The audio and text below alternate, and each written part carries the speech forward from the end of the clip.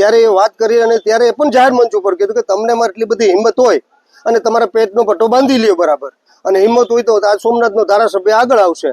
એમાં તો સામાન્ય વિભાગનો એક સ્પષ્ટ ગાઈડલાઈન છે કે 7/5/2005 થી એક પરિપત્ર કર્યો.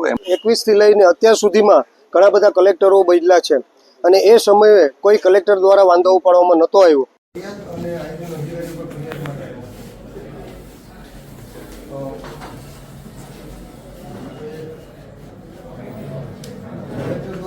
બસ સ્ટોપ છે ને, જેમ કે સાંઈબાબા મંદિરની ત્યારે ત્યાં આવી રીતે છે ને એના ઓર્ડરથી આવી રીતે મોઢું કટ કરી કરવામાં આવ્યું. એમને એમ કહેવાનું હતું કે પરિપત્ર એવું કહે છે કે 2002 અને 2005 રાઇટિંગમાં છે. પરિપત્ર એવું કહે છે 2002 અને 2005માં ફોટો ન રાખી શકાય. એમાં કોઈ પરિપત્રમાં એવું છે નહીં કે નામ લખી શકાય, ફોટો ન રાખી શકાય. પરિપત્રની કોપી છે. પછી મારા એડવોકેટ અમને કલેક્ટર અને આયોજન અધિકારીને જે નોટિસ આપી છે 2 તારીખે આપી, 9 તારીખે આપી, એની કોપી છે. પછી આયોજન અધિકારીએ 20 તારીખના રોજ જે ફરિયાદ સમિતિ હતી ત્યારે કલેક્ટર દ્વારા ઓર્ડર કહેવામાં આવ્યું, એમને ખબર પડી કે એમનાથી કંઈ ભૂલ થઈ ગઈ છે, એટલે પછી એને ઓન રેકોર્ડ લીધું નથી. પણ આયોજન અધિકારીનો ઓર્ડર છે, એ ઓર્ડર લખ્યા પછી એ લોકોને ખ્યાલ પડી કે એને ભૂલ કરી છે, એટલે એને પછી માર્ગદર્શન માંગ્યું. 20 તારીખે ઓર્ડર 26 તારીખે એમને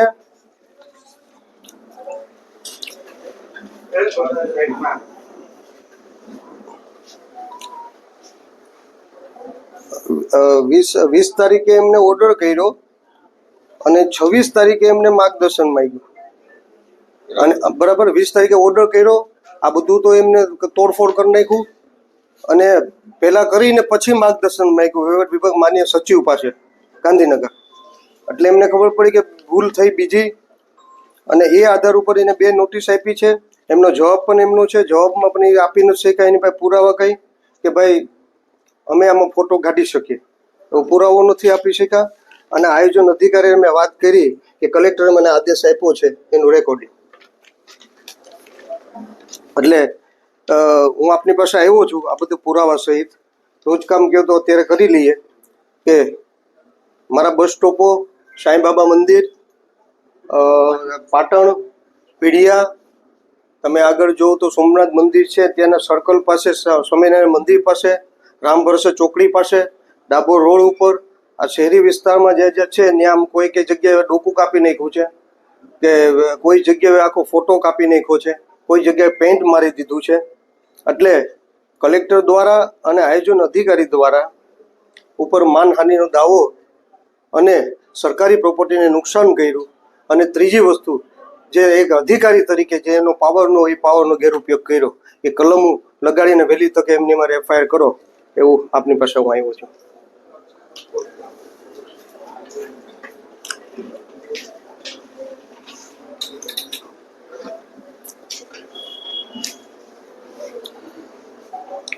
રોજકામ અત્યારે કરી લેશું કે આપણે જાણ કરશું, તપાસ કરતા છે ને તો સંપર્ક કરશે. તો પુરાવા અત્યારે જોઈએ કે ત્યારે આપું? પુરાવા અત્યારે આપવા હોય તોય વાંધો નથી, આની સાથે એટેચ કરવા હોય તો એ વખતે આપવા હોય તોય વાંધો નહીં. પણ અત્યારે તમને આપું પછી એ સમય પાછા એમ નહીં કે મને પાછું આપો.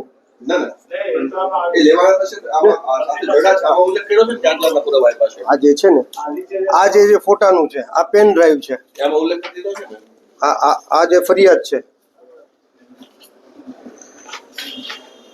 આમાં ઓસીમાં જરાક સાઇન કરી દેજો. સાઇન કરીને એમાં લખજો કે ભાઈ અમને જે રેકોર્ડિંગ પેન ડ્રાઈવની છે એ રેકોર્ડિંગ આપ્યું છે અને પુરાવા સહિત અમને આપ્યું છે. એટલે એ મને આ કોપી આપજો. આ એમનું છે ને ત્યાં જે ઓર્ડર કર્યો છે આયોજન અધિકારીએ, આ એમને માર્ગદર્શન માંગ્યું છે. આ પરિપત્ર 2005 અને એમને લખ્યું છે કે 2002નું. અને અમારા વકીલે એમને નોટિસનો જવાબ આપ્યો છે, એમાં કોઈ ઉલ્લેખ નથી કે ભાઈ આમાં ફાડી શકાય એવું. અને આ 2 તારીખ અને 29 તારીખે મારા વકીલે કલેક્ટર અને આ બંનેને નોટિસ આપી છે. અને આ બધા સ્થળો છે જ્યાં જ્યાં બસ સ્ટોપો છે ત્યાં. અને આ જે છે ને ત્યાં પેન લો.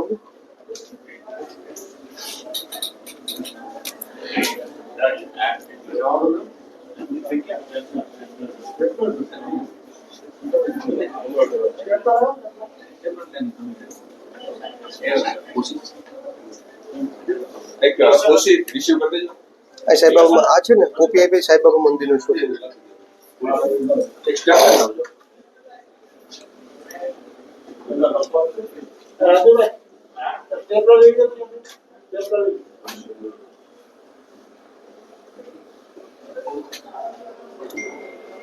મને વિશ્વાસ છે કે વહેલી તકે એફઆઈઆર કરશું, મારે કે આગળ ન જવું પડે. ચોક્કસ તમારા જે કંઈ તપાસ કરી જે કંઈ બધું હશે.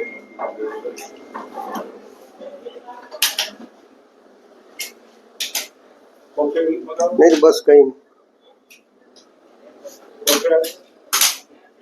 ઓસીમાં મને સાઈન નીકળ પછી એના માટે સ્પેશિયલ પીએસ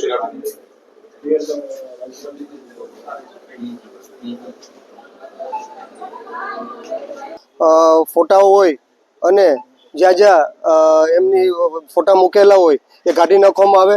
ફોટા તો મુખ્યમંત્રીશ્રીના મૂકેલા છે, ખિલખિલાટમાં મૂકેલા છે, 108માં વડાપ્રધાનશ્રીના મૂકેલા છે, પેટ્રોલ પંપે વડાપ્રધાનશ્રીના મૂકેલા છે, તમામ જગ્યાએ મુખ્યમંત્રી અને વડાપ્રધાન અમુક બસ સ્ટોપોમાં મૂકેલા છે. તો કલેક્ટરની હિંમત નથી કે એ ફોટા અડવા પણ જઈ શકે કે એની સામે જોઈ શકે. પણ કોંગ્રેસનો ધારાસભ્ય છું, સરકાર નથી, પણ કલેક્ટરને એ ખબર નથી કે કાયમી માટે સરકાર રહેવાની નથી. શું એ ફોટો લગાવી શકીએ કે કેમ, એનો કાયદો શું છે? એમાં તો સામાન્ય વિભાગનો એક સ્પષ્ટ ગાઈડલાઈન છે કે 7/5/2005 થી એક પરિપત્ર કર્યો, એમાં ધારાસભ્યશ્રીઓના નામ લખવાની એ છૂટ આપી કે પોતાનું જે કામ કર્યું તો પોતે ધારાસભ્યશ્રી જે તે હોય વિસ્તારના પોતે એમાં લખાવી શકે એમનું નામ કે અમને ગ્રાન્ટમાંથી આ બન્યું છે. ફોટો લગાવવાની કોઈ જોગવાઈ છે નહીં. આ બાબતે આપણે અહીંથી એક માર્ગદર્શન પણ માંગ્યું હતું હમણાં, અને 31/8/24 સરકારશ્રીનું માર્ગદર્શન એવું છે કે ભાઈ 2005નો જે પરિપત્ર છે સ્વયં સ્પષ્ટ છે અને એમાં ખાલી નામ જ લખી શકાય, ફોટો મૂકી શકાય નહીં. તો સર આવા ફોટોઝને લઈને ઘણા બધા પોલિટિશિયનોનું એ પણ કહેવું છે કે અમે લોકોએ અમને ચૂંટીને કાઢ્યા છે, અમે એના માટે જે કામ કર્યા છે, સરકારે ગ્રાન્ટ આપી છે પણ અમે એ કામ કર્યા છે, તો અમને અધિકાર છે અમારો ફોટો કોઈ હટાવી ના શકે. એટલે તો પરિપત્રમાં જોગવાઈ પ્રમાણે થાય. આપણે કોઈ પણ છે કાયદો પરિપત્ર જે સરકારશ્રી સૂચના હોય, સ્થાયી સૂચના હોય એ પ્રમાણે ચાલુ રહે. આમાં કોઈ પોતાનું મંતવ્ય આપે કે એવું આપે એ પ્રમાણે તો ના થઈ શકે. અમે જે કામગીરી કરીએ છીએ જે એ બધા માટે હોય, કોઈ સ્પેસિફિક એક વ્યક્તિ કે એના માટે ઓલું હોતું નથી. અને સરકારનું સ્પષ્ટ સૂચના છે ને આપણે માર્ગદર્શન પણ આવી ગયેલ છે, એટલે એ વ્યાજબી ના કહેવાય.